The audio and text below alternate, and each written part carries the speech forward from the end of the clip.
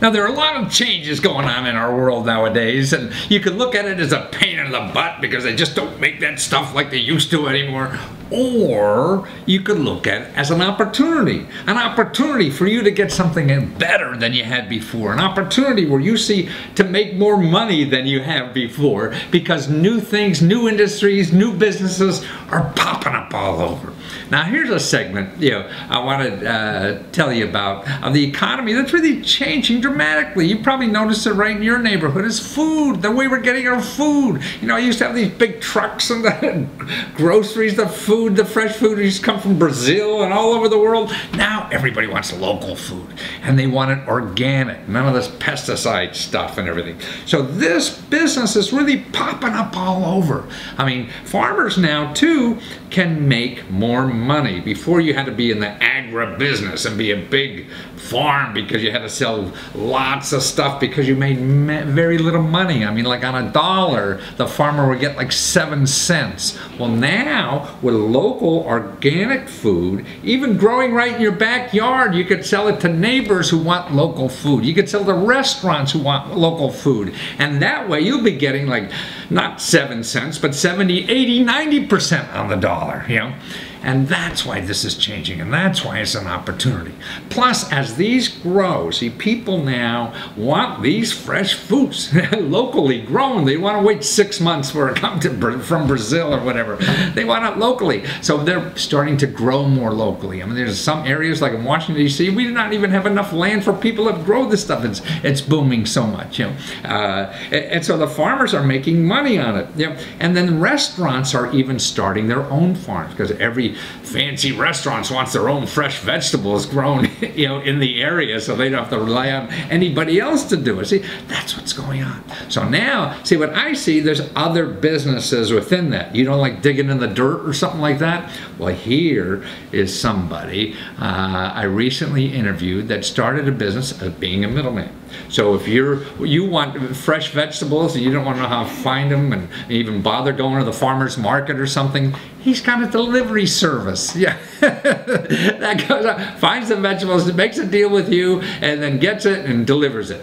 Man, isn't that a neat business? All you need is a car, a way to get around, and a bunch of customers. You can find the farmers. You spend some day doing that. So that's why these kind of opportunities are popping up. Great little businesses, and he's really doing quite well at this. So it's a business that's really going to grow. It costs next to nothing to get in it, and his is called Next Door Organics. That's right. You get your organic vegetables just right next door, and they deliver them to you. So when you watch him talk about it, think what you could do. Hey, there's some business. You like running around like putting things together and not costing any money to do it and just make money off the, off the top. They're always the great businesses to be in. So watch this. Well, you're Chris Schumacher, and you're one of the founders of Next Door Organics. Man, you guys are going to take over the world. We'll never have to go to these, supermarkets again and get all this crappy food. We get it from guys like you who are going to deliver it fresh from the farm the next day, right? That's right. How'd you get into this, Chris? Oh, well, I grew up on a sustainable tree farm, and I got really interested in the waste in the food industry. So a couple years ago, started with my business partner, and started growing food on my parents' farm and selling it at farmers markets in Brooklyn. And have been growing the business since then, trying to create new ways to connect people with their food.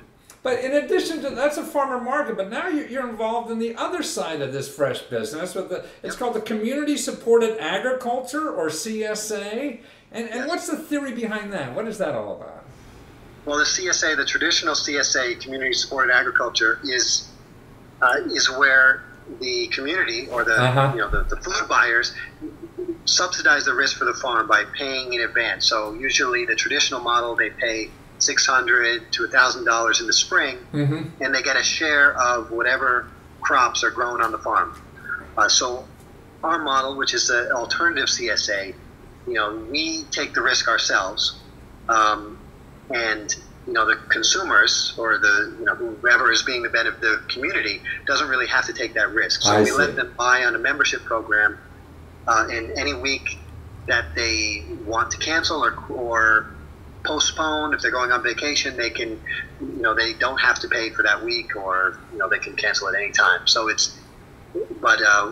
hold the risk for the farm, so we guarantee a certain supply. So no, I pay you like 20 to 50 bucks a week, and I pick up my great bunch of fresh fruit and vegetables every week. And if I go away for a week or something, I don't have to keep paying you if I'm not there, or I have enough, broccoli.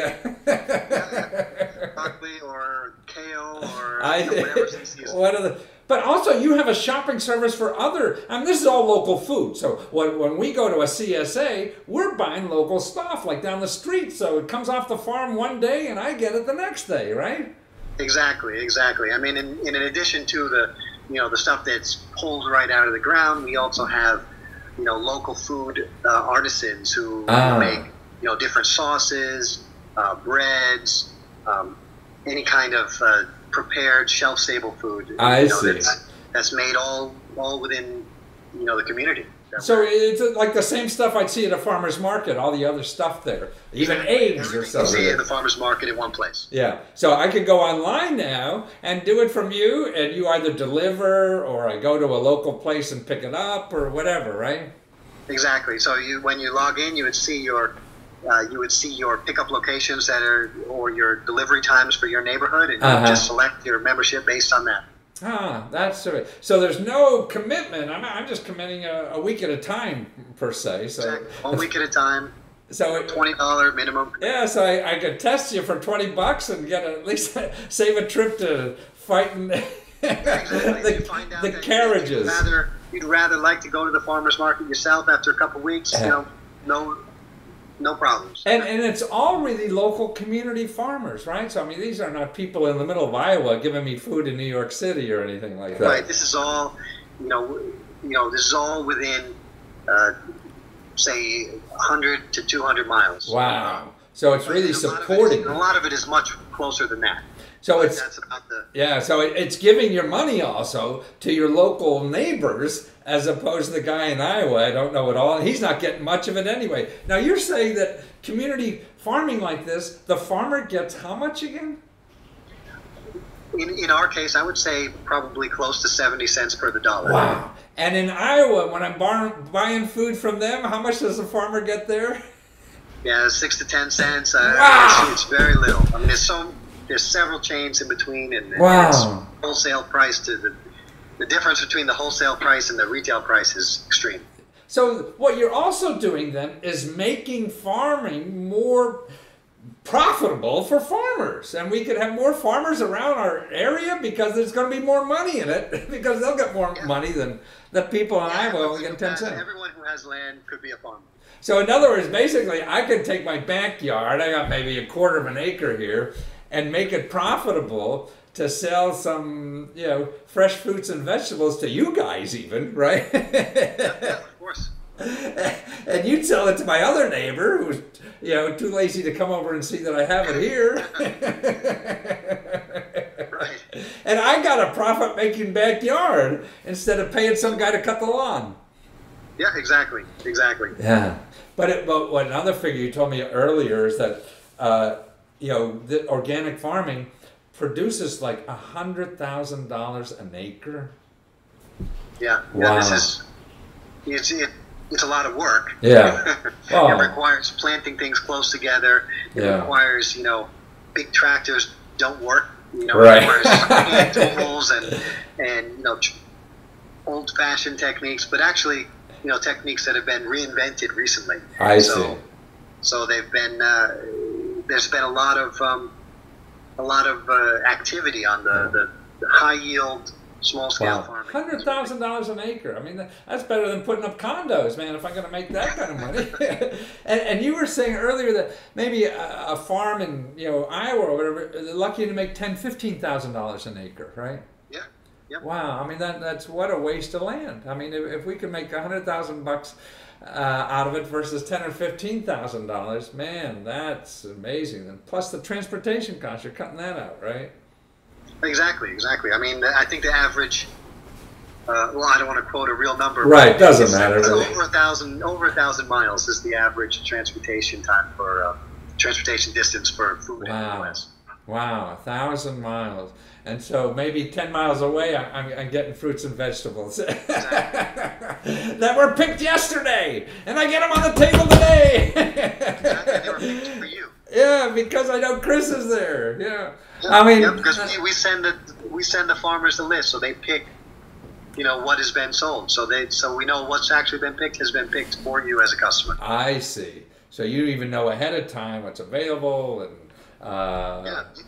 And maybe sometime in the future we'll be able to say where your piece of broccoli was. I see. Right now, that's science fiction. But. Yeah, you're going to get every farm will have their little logo on their broccoli. Huh?